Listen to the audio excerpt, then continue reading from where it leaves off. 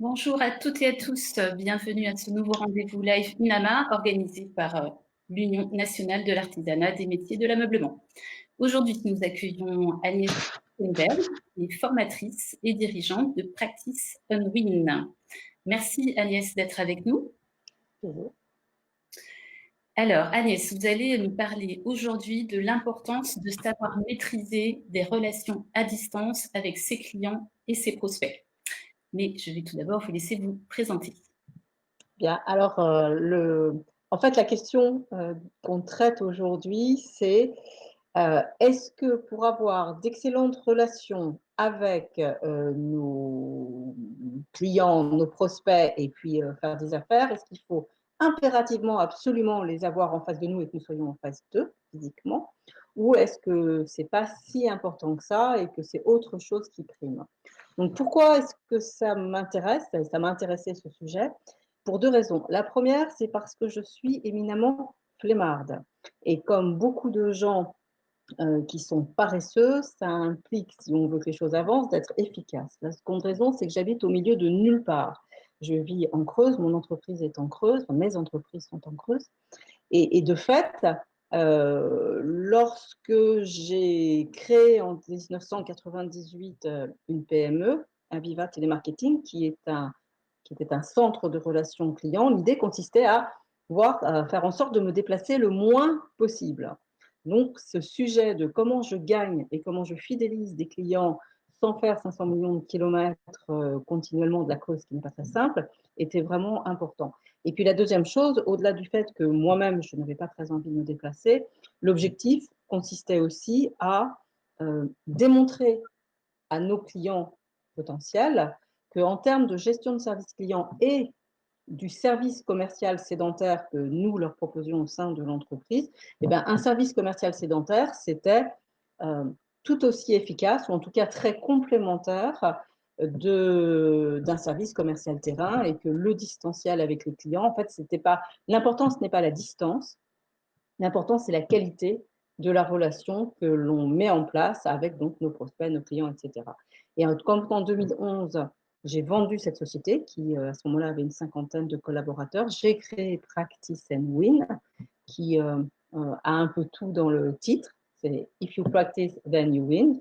Je travaille avec les dirigeants et avec les entreprises sur le face-à-face et le distanciel et sur comment développer son chiffre d'affaires déjà et des relations extrêmement harmonieuses avec nos clients, avec nos prospects, de manière justement à gagner plus de contrats et plus de chiffre d'affaires.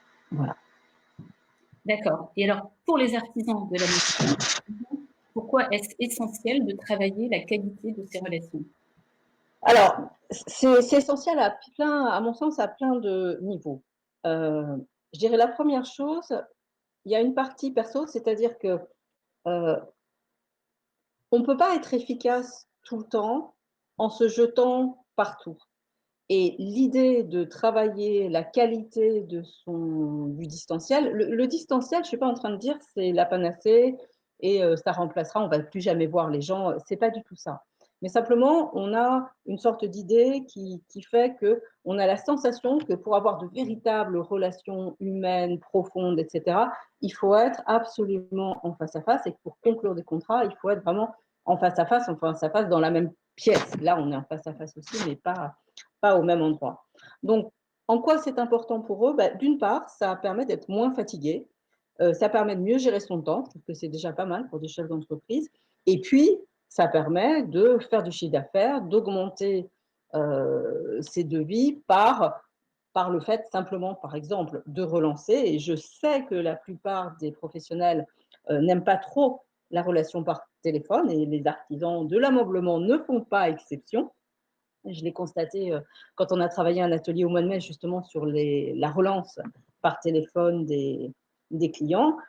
En fait, la plupart des professionnels, on a souvent l'impression que, donc, une fois de plus, que les relations de qualité, ça n'est que du face-à-face en présentiel, que la présentation aussi de notre travail et de ce qu'ils font en ameublement est tellement spécifique que ça ne peut pas être fait à distance. Et on verra à travers les programmes de formation qui sont proposés que, bien sûr, ça peut en partie être fait à distance. Euh, tout ne peut pas l'être, mais beaucoup plus que ce qu'on imagine. Et puis, souvent, on n'est pas à l'aise au téléphone parce qu'on a la sensation de déranger, on ne sait pas trop bien comment s'y prendre. Donc, c'est ce qui bloque. Mais c'est essentiel pour les professionnels de l'ameublement comme pour tous les professionnels parce que, je vous dis, ça permet et d'augmenter son chiffre d'affaires et de créer ou de garder ou de renouer des relations de très, très bonne qualité avec ses prospects et ses clients. Et puis, je dis, l'effet induit, c'est quand même de mieux gérer son temps, d'être moins fatigué, ce qui n'est pas négligeable. Et alors, quel peut être le périmètre des relations commerciales, de conseils, quoi parle-t-on exactement? Alors, avec du téléphone, on peut quasi tout faire. C'est vraiment un média puissant. Alors aujourd'hui, en outre, en ce qui me concerne, quand j'ai développé ma société, je vous dis, ma société, elle était le siège à Guéret, préfecture de la Creuse. Il n'y a pas de train pour aller de Guéret à Paris. Nos clients étaient partout en France et beaucoup à Paris. Donc l'idée, c'était vraiment de faire un maximum de prévente, de prospection, de tout ce que l'on pouvait faire par téléphone. À l'époque, on n'avait que le téléphone et déjà, ça fonctionnait extrêmement bien. Aujourd'hui, on a la visio en plus. Donc, entre la visio et le téléphone, même si je vous dis ce n'est pas l'alpha et l'oméga, néanmoins, ce sont des médias extrêmement puissants. Alors, qu'est-ce qu'on peut faire dans le cadre de l'ameublement? Donc, j'ai réfléchi à un certain nombre de pistes qu'on travaillera d'ailleurs dans la fameuse formation qu'on proposera. Bah, déjà, rien que ça, pour reprendre l'atelier que l'on a fait au mois de mai, la relance de tous les devis et des propositions. Alors, je sais que beaucoup de professionnels, beaucoup d'artisans hésitent à le faire et c'est un euphémisme, hésitent à le faire, c'est-à-dire que quand on a travaillé dessus, beaucoup me disaient qu'ils ne relançaient pas les devis parce que, alors, parfois simplement parce qu'ils manquent de temps, mais quand même beaucoup parce qu'ils ont ce sentiment d'aller déranger et on a un peu en tête après tout, si ce que j'ai proposé convient, les gens reviendront vers moi. La vie ne fonctionne pas comme ça. Euh, Pas seulement parce on fait justement du commercial, et c'est ce que j'essaye de dépasser. La vie ne fonctionne pas comme ça parce que la relation entre les gens n'est pas comme ça. Et qu'il est important que je rappelle les gens auxquels je fais une proposition, ne serait-ce que pour leur dire, ça me tient à cœur ton projet. Et à partir du moment, quasi automatiquement, où je fais de la relance et où en plus je le fais bien avec une qualité relationnelle, avec les techniques, avec la maîtrise de la relation qui va bien, alors de manière automatique, j'augmente, mais vraiment de manière conséquente, le nombre de devis que je signe. D'où quand je disais tout à l'heure, pourquoi il faut qu'il fasse ça? Parce qu'on va gagner du temps et de la sérénité. Faire des devis, faire des propositions, ça prend énormément de temps à tous les professionnels de l'ameublement. Et si je fais 10 devis et que j'en signe 5, je ne sais pas quel est le ratio en réalité pour chacun, mais si je fais 10 devis et que j'en signe 5, il y en a 5 que j'ai fait pour rien et où j'ai perdu du temps. Si je fais 10 devis et parce que je m'y prends bien, parce que je relance, parce que je sais comment faire pour être choisi, eh ben, j'en signe 7, voire j'en signe 8. J'ai gagné du temps, j'ai gagné de l'argent, j'ai gagné de la sérénité. Donc, le périmètre, c'est déjà, à mon sens, toute cette relation de relance. Ça peut être la relance de projet aussi, c'est-à-dire qu'il n'y a pas eu de vie, mais à un moment, quelqu'un nous a parlé de quelque chose et puis ça n'a pas débouché, ça s'est un peu perdu dans les limbes et j'ose pas trop recontacter la personne, donc je ne le fais pas. Mais là aussi, il y a vraiment un travail de préparation, un travail qui derrière va déboucher sur, pour le coup, des devis. Alors, sur un certain nombre, ça débouchera sur rien. Mais ce qu'on cherche à chaque fois, c'est pas du 100%, c'est d'augmenter le pourcentage de la concrétisation que l'on fait. Donc, la relance de devis et des propositions, la relance des projets, ça peut être simplement, si je peux dire, de la prise de contact après-vente du style comment ça va chez vous. C'était un petit peu un des thèmes aussi qu'on avait sur l'atelier de mai, parce qu'on était en plein confinement et qu'on se disait comment on fait pour prendre contact avec les gens, alors soit en ce moment pendant le confinement, soit juste après, et que ce ne soit pas ressenti comme trop pas harcelant, mais enfin, trop fort sur le commercial. Donc parfois, ça peut être, heu, simplement le fait de faire du suivi et je vous assure qu'on est très surpris parce que souvent, simplement en faisant du suivi d'une livraison qu'on a faite ou simplement en disant aux gens: «Bah, comment vous allez?» et ben, derrière, heu, on récupère de nouveaux projets, de nouvelles commandes qu'on n'aurait pas eues si on n'avait pas fait enfin, ce rappel, ce bonjour, ce contact. Soit parce que les gens, ils y pensaient pas complètement, soit parce qu'ils n'étaient pas mûrs et souvent le fait de parler avec nous, bah, tout à coup, hop, ils se disaient: «Ah mais ah c'est bien que vous m'appeliez parce que justement, j'avais dans l'idée de mais voilà, c'était pas complètement clair, est-ce qu'on pourrait en parler?» Et vraiment de manière, très, heu, numérique, mathématique, à chaque fois que j'ai un contact avec mes prospects, mes clients, ceux avec lesquels j'ai déjà travaillé, j'ai potentiellement des nouvelles demandes. Et ça, c'est vraiment important et on ne va pas se déplacer à chaque fois chez les gens pour cogner à la porte et leur dire: «Bonjour, bonjour, comment allez-vous aujourd'hui?» Donc pour ce faire, la partie, téléphone est vraiment d'une puissance qu'on n'imagine pas à partir du moment où on sait comment s'y prendre. C'est-à-dire que c'est pas: «Bah, tiens, là, j'ai 3 minutes, je prends mon téléphone et j'appelle les gens, un peu à l'arrache».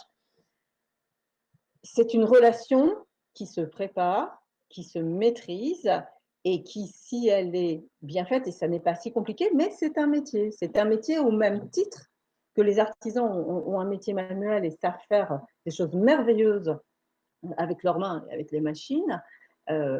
La partie relationnelle est aussi un métier qui s'apprend avec aussi des techniques et qui pour autant ne rend pas les choses artificielles, bien au contraire, parce que je sais que parfois les gens ont un petit peu cette feinte que à chaque fois, j'hésite toujours de prononcer le mot technique en parlant de communication, en parlant de relation, en parlant de commercial, parce qu'on a cette sensation que ça va devenir artificiel. Bien au contraire, tout ce sur quoi, en ce qui me concerne, en tout cas, je travaille avec les dirigeants ou les commerciaux avec lesquels je travaille, c'est au contraire comment je place mon attention sur la personne en face, comment je vais chercher ce qui est important pour elle et comment je vais déclencher en elle l'envie de faire et la confiance de faire avec moi.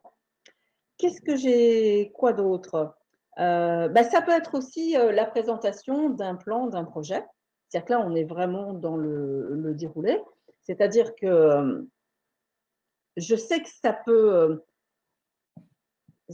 sembler étrange de dire: «Voilà, j'ai fait un plan et je vais aller le présenter via de la visio».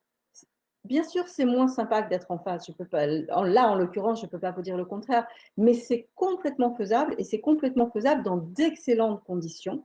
Une fois de plus, ce qu'on cherche, c'est comment je génère l'envie et la confiance et l'envie et la confiance, ça passe par cette qualité de relation que j'ai et cette qualité de relation, qu'elle soit à travers, un téléphone, à travers un écran comme ce que l'on fait là ou en face à face d'une table où on est assis chacun de notre côté, ça, honnêtement, au bout du compte, ça ne change pas grand-chose. Ce qui est important, c'est cette qualité de relation. Donc, présenter des projets par Zoom, par Skype, par ce que vous voulez, euh, et travailler et discuter avec les gens sur la qualité du projet, sur ce qu'ils attendent, etc., c'est complètement faisable. Et une fois de plus, ça permet, de travailler en période comme on est en ce moment, c'est-à-dire où on n'est pas censé aller chez client, mais même en dehors de ça, ça permet complètement d'avoir un mode de fonctionnement qui peut être un mode de fonctionnement complètement hors confinement. Puis ça veut dire aussi qu'on peut travailler avec des gens qui sont beaucoup plus loin. Voilà, donc une fois de plus, voilà, un périmètre, je pense, beaucoup plus large que ce qu'on imagine, à partir du moment où, encore, ce qui prime, c'est la qualité de la relation et pas le média qu'on va utiliser. Et le média du distanciel, le média du téléphone, le média de la visio comme ce qu'on fait, c'est juste puissant et extraordinaire. OK. Alors la qualité justement de population. Vous en avez parlé tout à l'heure. Projet Artisanat, l'organisme de formation de l'UNAMA, va proposer prochainement un cycle de formation à distance à destination des artisans. 3 partenaires formateurs vont animer ces formations et vous en faites partie. Et votre formation, donc, à vous, vise justement à présenter du mobilier, convaincre, argumenter son client justement dans un objectif de développement de chiffre d'affaires. Est-ce que vous pouvez nous préciser un petit peu voilà, de quoi s'agit-il exactement? Alors, j'ai 2 objectifs dans cette formation. Un micro-objectif, mais super important, qui est en train de signer, je vais vous expliquer, et un petit peu plus macro-objectif. Alors, le micro-objectif, qui est très pratico-pratique et très opérationnel, c'est comment on fait pour transformer davantage de propositions, de devis en signature de contrat. Ça rejoint tout à fait ce que je disais tout à l'heure sur la thématique si je fais 10 propositions, l'idée, c'est que j'arrive à en signer le maximum possible, vu le temps, l'énergie et l'investissement que ça m'a demandé. Donc, cette partie de formation, elle est comment on fait pour que justement davantage de signatures se fassent sur les devis. Et vraiment, c'est tout à fait possible. Il faut juste savoir comment faire et il faut s'y entraîner derrière.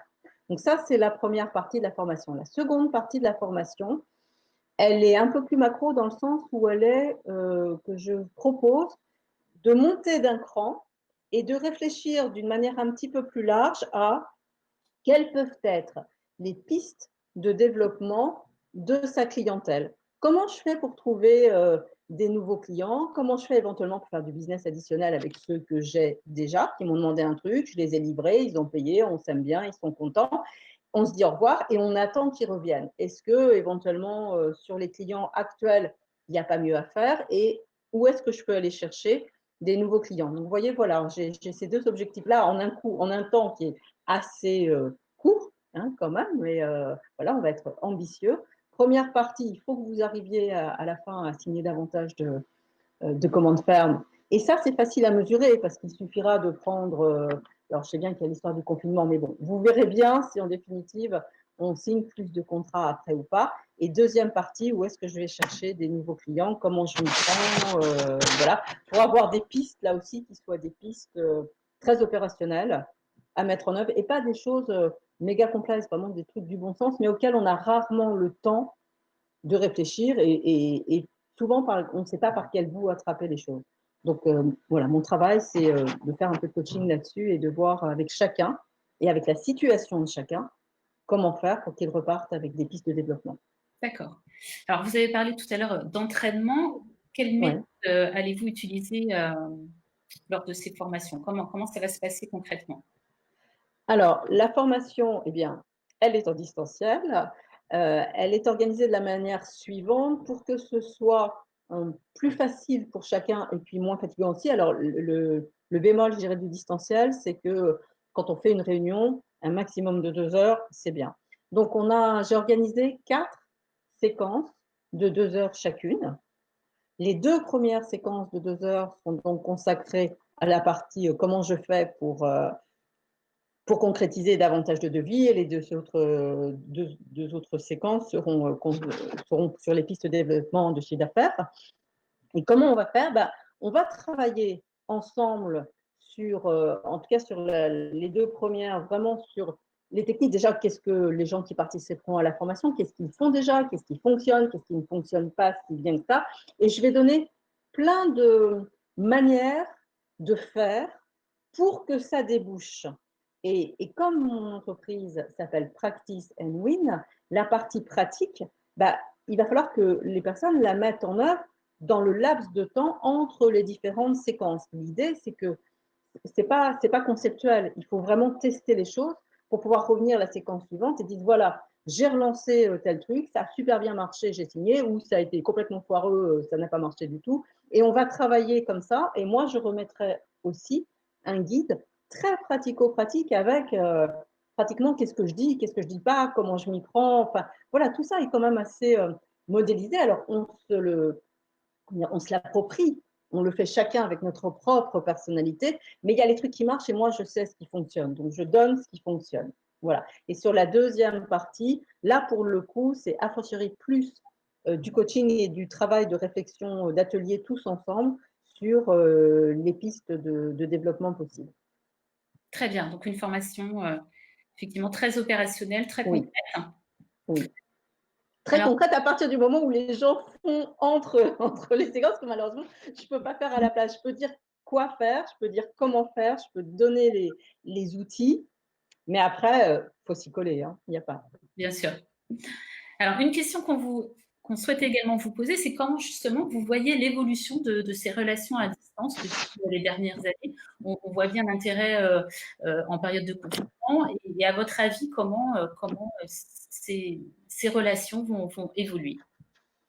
Alors, chacun, enfin, j'ai envie de dire, chacun fait ce qu'il veut. Moi, je dis, j'ai monté une entreprise avant l'an 2000, en 1998, et on a fait du distanciel immédiatement, et c'est là qu'on s'est rendu compte de la puissance commerciale. Je n'ai pas encore convaincu tous les chefs d'entreprise de la Terre, ni même de France, de la puissance, justement, du téléphone par rapport à du suivi de petits clients, par rapport à Darlance, mais il y en a quand même beaucoup qui ont pris ça. Donc, c'est pas que confinement, c'est puissant tout le temps. Après, qui clairement est arrivé avec le confinement et qui est vraiment quelque part une grande chance, il faut prendre les points positifs, c'est que du coup, ça s'est énormément développé. Et que même les gens qui n'y avaient pas accès, mais qui n'étaient pas trop fans ou qui n'utilisaient pas ou qui n'étaient pas euh, habitués de ce que l'on est en train de faire là, quand j'ai fait l'atelier au mois de mai, il y avait des gens qui n'avaient jamais fait de réunion, a fortiori de formation avec Zoom ou avec autre chose. Et donc maintenant, bah, par la force des choses, on s'y est tous assez habitués. Et ça veut dire aussi que ce qui est intéressant, c'est que là où avant, on imaginait que des rendez-vous physiques et donc parfois vraiment beaucoup de kilomètres à faire. J'imagine que je ne suis pas la seule à habiter au milieu de la campagne. La France est un grand pays. Et donc parfois, est-ce que vraiment c'est absolument indispensable de faire 40, 60, 70 kilomètres plus le retour, voire davantage? Bah, avant, c'était délicat de dire aux gens, bah non, je ne viens pas, on va se poser par téléphone. Là, maintenant, tout le monde a pris l'habitude que ça puisse se faire. Donc, ça ne veut pas dire qu'on ne va plus voir personne, jamais. Ça veut dire qu'il faut être un peu stratégique dans son mode de fonctionnement et qu'en fonction des gens auxquels on parle, en fonction de son cycle de vente, en fonction de est-ce que j'ai besoin de parler à quelqu'un 10 minutes ou 2 heures, tous ces, et des outils qui sont à notre disposition et qu'on n'avait pas obligatoirement avant, je pense que ce serait dommage, a fortiori, de ne pas intégrer le distanciel à toute sa stratégie commerciale et en tout cas à toute sa stratégie simplement relationnelle avec nos interlocuteurs, quels qu'ils soient. Donc moi, je crois que c'est vraiment une grosse force et qu'il ne faut pas refermer la page une fois qu'on va pouvoir ressortir et s'égayer dans la nature. Très bien, donc une vraie opportunité Je de pense. changer Enfin, ces j'en suis sûre d'ailleurs. Merci beaucoup Agnès pour ce témoignage. On Avec se plaisir. retrouve donc très vite à l'occasion de ce cycle de formation à distance. Alors, justement, pour vous en parler davantage de ce cycle de formation à distance, donc sachez que parmi les trois partenaires formateurs, les deux personnes qui vont intervenir sont Pascal Varroquier, designer mobilier, et Marc Feugier, architecte d'intérieur. Et pour vous donner quelques exemples des thématiques qu'ils vont travailler avec vous de leur côté, nous avons par exemple donc mieux dessiner pour mieux vendre, la réalité augmentée sur iPad, réaliser un book numérique de manière simple, maîtriser sa présentation à distance. Donc, c'est un programme très riche. On vous invite à le découvrir prochainement puisque le 1er décembre, l'ensemble des détails de ces formations seront accessibles sur un site internet et je vous donne l'adresse. Ce site sera wformation-ameublement.fr et vous pourrez vous inscrire à toutes ces formations. Voilà, merci beaucoup. On se retrouve très vite pour nos prochains lives de décembre et nous aurons le plaisir d'accueillir Françoise Carret, qui est dirigeante de l'entreprise Un temps pour elle. Merci à toutes et à tous. À bientôt. Portez-vous bien. Merci beaucoup. À bientôt. Au revoir. Au revoir Agnès. Merci.